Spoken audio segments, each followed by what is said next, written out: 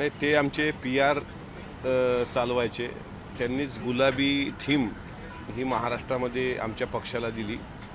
त्यांच्या सांगण्यावरूनच दादा गुलाबी जॅकेट पण घालायचे. आणि मध्यंतरी आपण बघितलं असेल की विधानसभेच्या निकालानंतर यश प्राप्त झाल्यावर ते दादाला देवगिरीवर भेटायला जाऊन मग दादांच्या खांद्यावर हात ठेवून त्यांनी बुके पण दिला होता. ते नंतर दादांच्या विमान अपघातानंतर ज्यांचं तुम्ही नाव घेतलं आहे ते साधारण माझ्या माहितीप्रमाणे आदरणीय सुनेत्रा वहिनींच्या शपथविधीच्या दिवसांपासून आजपर्यंत कुठंच दिसलेले नाहीत. म्हणजे मला अपेक्षा होती की AAIBच्या अहवालासंदर्भात ते काही कंटेंट देतील, DGCAच्या संदर्भात काहीतरी मीडिया कंटेंट देतील, सोशल मीडियावर एखादी अशी मोहीम चालवतील की दादांच्या विमानाचा घातपात झाला ही शंका महाराष्ट्राच्या मनात आहे, त्या संदर्भात काही पॉइंटर देतील. त्याच्यानंतर VSR व्हेंचर या विमानाच्या संदर्भात VK सिंगच्या संदर्भात काही माहिती देतील. पण आता 1.5 महिना उलटला आहे. ते शोध मोहीम महाराष्ट्र पण घेण्याच्या तयारीत दिसते त्यांची की ते नेमके कुठे आहेत, ते महाराष्ट्रात आहेत की दिल्लीत आहेत. पक्षासाठी अजूनही काम करतायत ते मला ज्यांनी त्यांना पक्षाचं कंत्राट दिलं होतं त्यांनाच ते माहीत. त्याबद्दल मी काय सांगणार. म्हणजे PR एजन्सीला कंत्राटी दिलं जातं ना, आणि त्याच्यामुळं ते कुठं दिल्लीत आहेत की देशाच्या बाहेर आहेत हे मला कळलं नाही. म्हणून मला आठवण आली आज त्यांची, तर ते कुठं गेलेत बाबा असं विचारलं. आता त्यांनी चिडू नये, रागवू नये की देखो तुम्हारे पार्टी का विधायक मुझे पूछ रहा है की मैं कहाँ हूँ. तर मला त्यांची काळजी वाटते ना, ते कुठं आहेत. त्या काळजीपोटी मी ते तसं त्यांचा माझा संपर्क होत नाही तर मी ट्विटरद्वारे समाज माध्यमांद्वारे त्यांना विचारतोय की ते कुठे आहेत. कारण अशा वेळेस त्यांची आम्हाला गरज आहे. दुःखात त्यांनी सहभागी व्हायला पाहिजे, पण ते दुःखात कुठं सहभागी होताना दिसले नाहीत. किंवा अजितदादांच्या संस्काराच्या वेळी ते ज्यावेळेस गॉगल लावून बसले होते तिथे कदाचित त्यांच्या डोळ्यात प्रचंड अश्रू वेदना असतील, ते दिसून येत लोकांना, म्हणून त्यांनी गॉगल लावला असावा असे आम्हाला वाटतं. म्हणून त्यांनी ॲटलिस्ट त्यांना सांत्वन भेटावं. कारण दादांच्या अवतीभोवती दादांच्या पक्ष कार्यालयात सर्वात जास्त तेच असायचे ना, म्हणून ते कुठे गेलेत. अशा वरिष्ठ नेते काही बोललेत का त्यांच्याशी, किंवा काही त्यांच्याशी बोलणं झालं का, भेटीगाठी झाल्या का? कारण निधनानंतर 1-2 वेळेस भेटीगाठी झाल्याचे काही फोटोज समोर आले होते. मला जेवढं माहिती आहे निधनानंतर सुनेत्रा वहिनींच्या शपथविधीपासून म्हणजे 4थ्या दिवसापासून आज तायगत ते कुठं महाराष्ट्रात नाहीत. बाकी ते कोणाशी संपर्कात आहेत वगैरे मला नाही माहीत. ते त्या फोटोमध्ये एक असं लिहिलेलं आहे की हमारी भूमिका पर्दे के पीछे बड़ी. कोणता तो पडदा आहे आणि कोणती भूमिका आहे ते त्यांना विचारा. कारण त्यांनी एका TVला मुलाखत देताना त्यांचं वाक्य आहे की हमारी भूमिका पर्दे के पीछे बडी है. असंच ना, काय पर्दे के पीछे, हां म्हणजे आम्ही पडद्याच्या मागं राहून काम करतो असं त्यांनी सांगितलं ना. तो फोटो होता माझ्याकडे, त्यांचे फोटो नाहीत. त्याच्यामुळे माझ्याकडे तो फोटो दिसला, मला गुगलवर सर्च करा तुम्ही त्यांचं नाव, तर ते दिसला, तो मी ट्विट केला.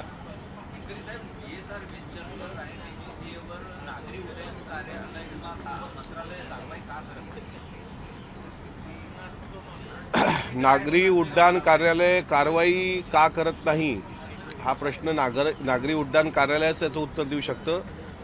मी महाराष्ट्राचा प्रश्न विचारतोय. काल मी तुम्हाला इथेच सांगितलं होतं की उद्याच्या म्हणजे आजच्या कामकाजामध्ये चर्चा होणार, पण परत अजितदादांचं दुर्दैव असं आहे की आजच्या कामकाजात पण चर्चा नाही.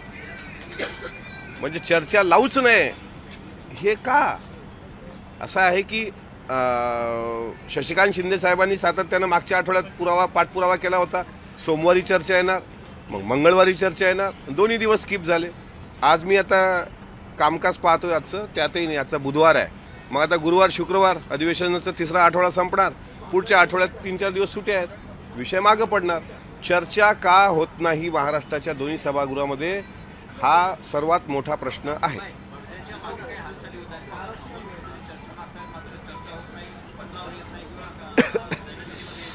असा जर कोणता पडदा असेल की पडद्याच्या मागून चर्चा होत आहे तर तो पडदा काढावा लागेल. आता त्या पडद्याच्या मागं काय आहे, पण चर्चा होणं अपेक्षित आहे. कारण नेता राज्याचा गेला आहे, महाराष्ट्रातला इतका मोठा नेता, त्यांचं जाणं, ज्यांनी 40 वर्ष या विधान भवनमध्ये आपली जनतेची सेवा केली, आणि त्यांच्यावर साधी चर्चाही होऊ नये त्यांच्या विमान अपघातावर.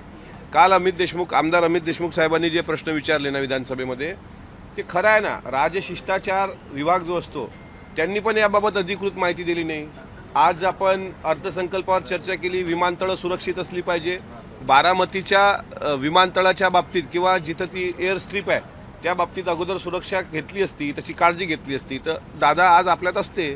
दादांनी अर्थसंकल्प मांडला असता, आम्हाला आनंद असता. पण हे असं का घडलं, याला जबाबदार कोण? राजशिष्टाचार खात्याने जो काही अद्यापही त्याबाबत खुलासा केलेला नाही, ते पण बाब गंभीर आहे. त्या संदर्भात माननीय विधानसभेचे सदस्य अमित देशमुख साहेबांनी काल खूप चांगले प्रश्न उपस्थित केले आणि मला असं वाटते दादावर प्रेम करणाऱ्या खासदारांनी, आमदारांनी, महाराष्ट्रातल्या लोकांनी हाच प्रश्न महाराष्ट्रात रेटून धरावा जे अमित देशमुखांनी विचारले. विधानसभेमध्ये पहिले लक्षवेधी लागत होती. बघा, लक्षवेधी हा भाग जो असतो तो लक्षवेधी अधिवेशनाच्या 1 महिन्यापूर्वी हे विषय साधारण दिले जातात.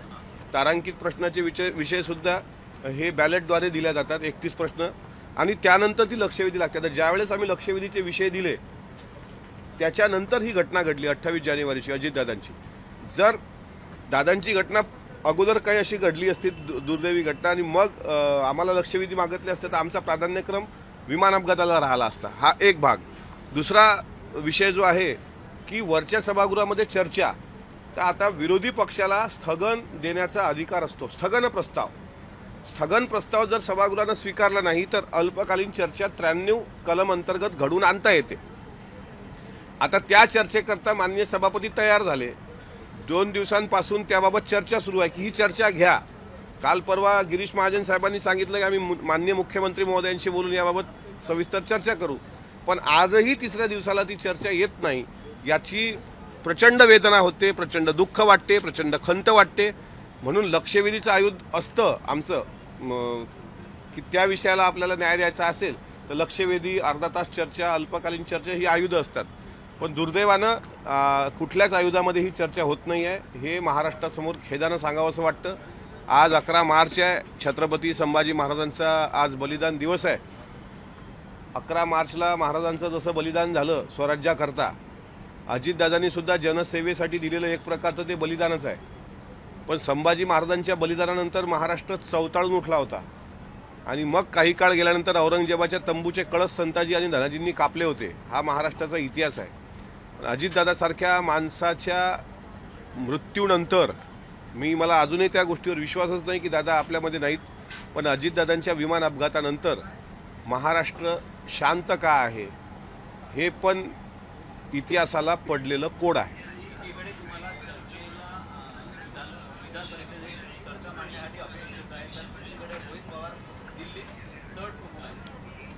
नाही, त्यांचा प्रयत्न आहे की दिल्लीमध्ये सुद्धा लोकसभेमध्ये चर्चा घडून आली पाहिजे म्हणून ते विविध पक्षाच्या खासदारांना भेटत आहेत. माझ्या माहितीप्रमाणे काल ते सोनिया गांधीजींना भेटले, राहुल गांधीजींना भेटले आणि चांगला आहे त्यांचा प्रयत्न सुरू आहे. तर तो चांगलाच प्रयत्न आहे कारण त्यांनी दिल्लीमध्ये प्रयत्न करणं खूप महत्त्वाचं होतं. राज्यसभा लोकसभेमध्ये हा मुद्दा आला पाहिजे आणि विधानसभा विधान परिषदेमध्ये आम्ही इकडे प्रयत्न करतोय. काही प्रकारे चर्चा जर झाली तर ती पटलावर येणं साहेब, आणि पटलावर आली तर त्याला गांभीर्यानं घेतलं जाईल आणि ती गांभीर्यानं घेतलं गेलं तर मग इन्क्वायरी AIBचा फायनल अहवाल. काल आता आमच्या पक्षाचे सर्व आमदार स्मरणपत्र देऊन माननीय मुख्यमंत्री महोदयांना भेटले. ते कशाकरता भेटले की बाबा वस्तुनिष्ठ चौकशी झाली पाहिजे. मग हेच आम्ही म्हणतोय ना.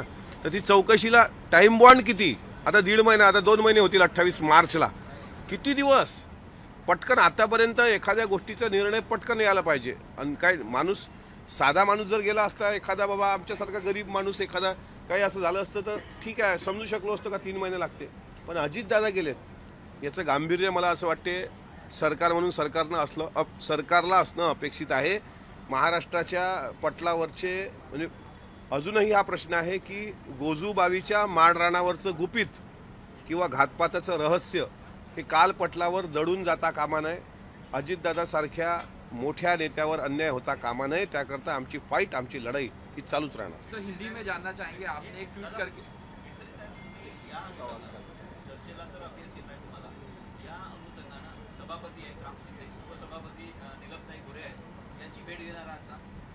घेतली मी 2 दिवस घेतली. काल पण गटनेत्याच्या बैठकीमध्ये हा विषय मी मांडला. ते आम्हाला कळलं ना काल की आज तो विषय येणार होता, पण आज नाही आहे. तर आता आज परत घेणार मी. मग उद्या विचार करेल मी आहे का. उद्या येणार नाही तर मग परवा विचारू. जिवंत आहो तोपर्यंत विचारत राहू. तो आता तेच आपल्याकडे उरलंय ना, दुसरं काय उरलंय? आपण जबरदस्ती तर करू शकत नाही. सभापतींना विनंती करू शकतो, उपसभापतींना विनंती करू शकतो, असं फोर्स करू शकत नाही की नाही नाही नाही मला बोलूच द्या. आपली तेवढी ताकद नाही आहे. मग येत का नाही? चर्चा घडून आणायला काय हरकत नाही ना. आज मला सांगा, तो वॉर चालू आहे, वर्ल्ड वॉर. आता आज सिलेंडरची टंचाई आहे, गॅसचे दर वाढत आहेत, पेट्रोलचे, याच्यावर चर्चा येऊ शकते दुसऱ्या दिवसात.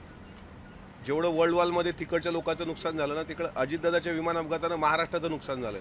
आणि महाराष्ट्राच्या नुकसानाच्या बाबतीत चर्चा होऊ द्या ना, झाली पाहिजे, त्याला काही अडचण नाही. आणि याच्यात जर काही कोणी काय खरं खोटं आहे एकदा जनतेसमोर येऊ द्या. अदृश्य करू शकत असेल, दृश्य शक्ती करू शकत असेल, ते मी नाही सांगू शकतो, पण चर्चा होणं महत्वाची आहे. सर, आपने कहा कि मिसिंग है, एक आदमी का नाम लेके ट्वीट किया है, क्या कहना है? मैंने किसी आदमी का नाम नहीं लिया, मैंने एक फोटो डाला है और पूछ रहा हूं मैं नहीं पूछ रहा, महाराष्ट्र पूछ रहा है कि ये नेक बंदा अभी कहाँ है. ये वही बंदा था जब विधानसभा के चुनाव के नतीजे आए थे तो अजीत दादा को गुलदस्ता देकर उनके कंधे पे हाथ रखने की जरूरत की थी इन्होंने. और उस वक्त मैंने कहा था, you are not soldier, you are salary soldier, and that is different between two words, soldier and salary soldier.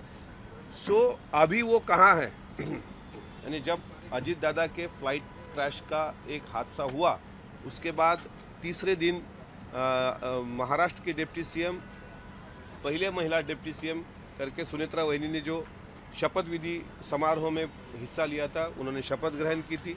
वहाँ से आज तक ये महाशय कहीं दिखते नहीं, और उनका फोटो भी मुझे वही मिला गूगल पे कि पडद्यामागे आम्ही काहीतरी करतो, ऐसा कुछ फोटो है, वो मुलाकात दे रहे हैं. लेकिन अभी वो कहाँ है? दे आर PR फ्रॉम और पार्टी. तो अभी उनको ढूंढना तो पड़ेगा. महाराष्ट्र से आपको बड़ा लगाव था, आप चंडीगढ़ से थे, आप महाराष्ट्र के बाहर से थे, तो अब महाराष्ट्र की जनता पूछ रही है कि दादा कहाँ है. तो आप कंटेंट दो मीडिया को कि दादा कहाँ है, और DGCA ने किस तरीके से VSR वेंचर को बैकअप दिया है, VSR वेंचर के लोगों ने किस तरीके से ये फ्लाइट क्रैश किया है, AAIB ने जो 23 पेज का अहवाल दिया है वो किस तरीके से गलत है. ये कंटेंट देने की जिम्मेदारी उन पे थी, सैलरी लेकर. लेकिन आज वो कहीं दिखते नहीं, इसलिए हमें उनकी याद आ गई.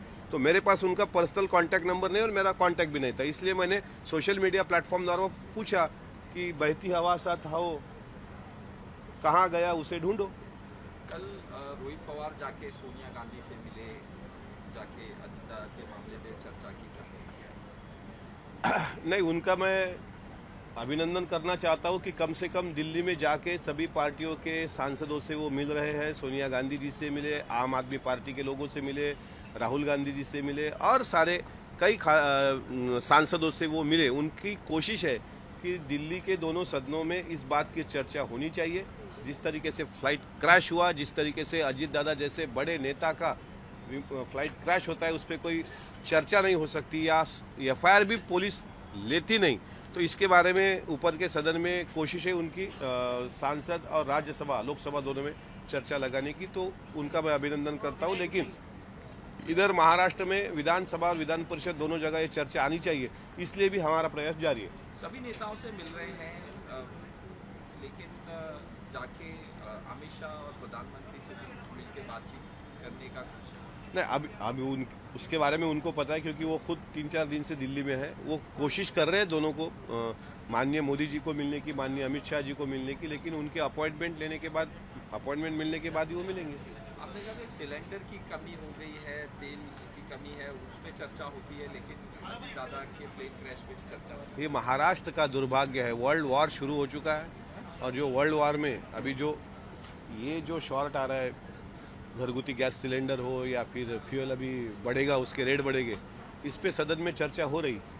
लेकिन 1 महीना पहले जो हादसा महाराष्ट्र में हुआ, उस पे सदन में चर्चा नहीं होती. क्रिकेट पे चर्चा होती है. और मैं महाराष्ट्र गवर्नमेंट से ये भी कहना चाहूँगा कि BCCI ने 131 करोड़ रुपए क्रिकेट वालों को दिए. अभी उनको कुछ बख्शिशों या प्राइज़ की खैरात देने की कोई ज़रूरत नहीं, बिकॉज इंडिया के सभी प्लेयर जो है वो इकोनॉमिकली इस्टेब्लिश है. देना होगा तो किसानों के झोली में कुछ डालिए. क्रिकेटरों को कोई देने की ज़रूरत नहीं, ना उनका कोई अभिनंदन करने की ज़रूरत है. वो मैच जीते उसके लिए उनका अभिनंदन, लेकिन इसका मतलब ये नहीं होता कि वहाँ बैठ के मैच वीके सिंह देख रहा होगा और दूसरी तरफ मैच जीतने के बाद जैसे हमने पूरा यानी पूरा जीत ही लिया, अब कोई समस्या भारत में रही नहीं, ऐसा नहीं होता है। तो खेल एक खेल होता है, इसीलिए उनकी चर्चा भी सदन में होती है, ये चर्चा भी सदन में होती है, लेकिन अजीत दादा जैसे नेता की चर्चा सदन में क्यों नहीं होती? मुझे लगता है इससे बड़ा महाराष्ट्र का दुर्भाग्य कोई होने से।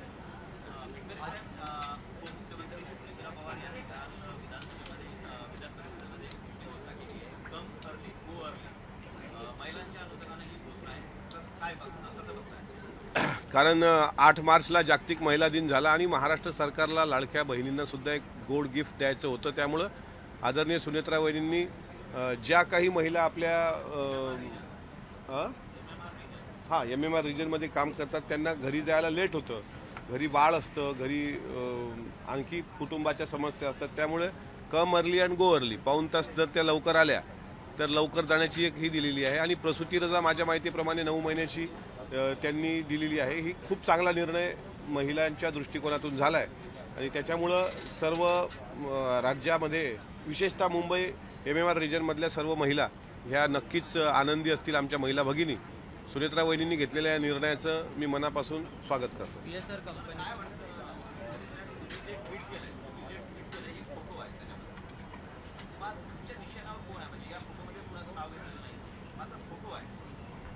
मी ते आमचे पक्षाचे PR होते ना, त्यांचं नाव मला घ्यायचं नाही आहे, पण ते आमच्या पक्षाला गुलाबी कंटेंट जो दिला, गुलाबी थीम म्हणजे स्टेज गुलाबी, जॅकेट गुलाबी, बलून गुलाबी, बोर्ड गुलाबी, फ्लॅग्स गुलाबी, तर ते पहिल्या दिवसांपासून म्हणजे विधानसभेच्या निवडणुकीच्या पूर्वी त्यांना लॉन्च केलं होतं पक्षाने। नंतर विधानसभेचा निकाल आला, विधानसभेमध्ये अजितदादांच्या मेहनतीमुळं महाराष्ट्रात 40-41 आमदार निवडून आले आणि नंतर ते बुके घेऊन दादांकडे गेले। त्यांनी दादांच्या खांद्यावर हातही ठेवला होता, त्याचं उत्तर पण मी माझ्या पद्धतीने दिलं होतं, त्या उत्तराला मला पण उत्तर मिळालं। आणि आता अजितदादांच्या अशा विमान दुर्घटनेनंतर ते कुठंच दिसत नाहीत, म्हणून मला त्यांची आठवण आली। माझ्याकडे त्यांचा पर्सनल नंबर नव्हता, म्हणून सोशल मीडिया प्लॅटफॉर्मवर विचारलं की हे महाशय कुठं आहेत, आणि ते दिल्लीत आहेत, तर त्यांनी महाराष्ट्रात यावं, कारण आमचा पक्ष त्यांना मिस करतोय आता मोठ्या प्रमाणात।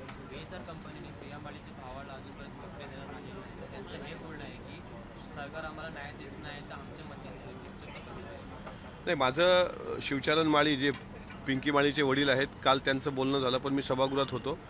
त्यांनी डिस्चार्ज घेतला, त्यांच्या पत्नी ज्या ॲडमिट होत्या त्यांना मदत भेटली नाही सरकारकडून। गिरीश महाजन साहेबांनी मी पॉईंट ऑफ इन्फॉर्मेशन मांडल्यानंतर सभागृहामध्ये उत्तर दिलं होतं, पण ते तिथं त्यांना ती मदत पोहोचली नसल्याचं पिंकी माळीच्या वडिलांनी सांगितलं।